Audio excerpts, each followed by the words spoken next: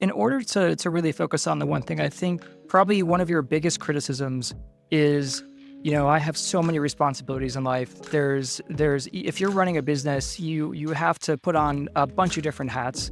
You have a family, you have a life, you have your health. How are people supposed to just focus on one thing? What do you really mean when you say one thing?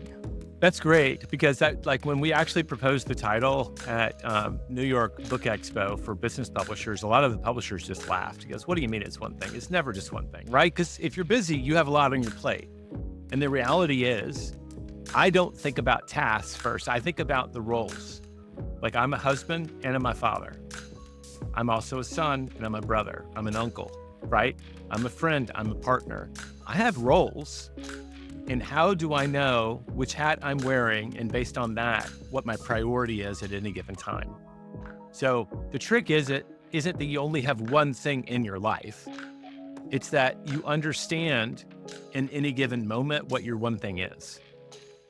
If I'm with my kids, like what is my priority? Right? As a working dad, I had mornings and drop off, right? I had drop off in the morning and I had bedtime. And I had to be very clear with the time I got with my children at those early ages, what my priority was. And making sure that I was living that. And how do I know what the one thing is in my marriage? So to me, it's a very situational question.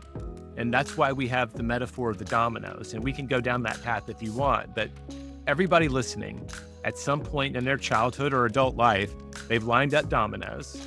And if you align them properly, you can knock over one and a bunch will fall down. And we believe that you can do that same sort of alignment in your life. You can line up your number one priority so that by attacking it, you get more than just one outcome. And in that way, I believe at work, you can be all consumed by one thing, but in other areas of the life, you do have to counterbalance.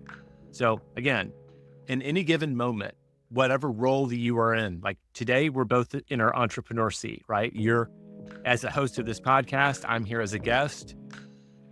I know what my one thing as an entrepreneur is and where I need to go. I think probably you do too. But like, if I'm on the phone with my mom on a Sunday doing our family Zoom, like I'm there first and foremost, even though my sister and my nieces are there, my first priority there is to be a son. Because when I look up in 5 or 10 years, it's very likely that my mom won't be on that call anymore. I mean, honestly, a life well lived is one where we were appropriate in the moments that mattered.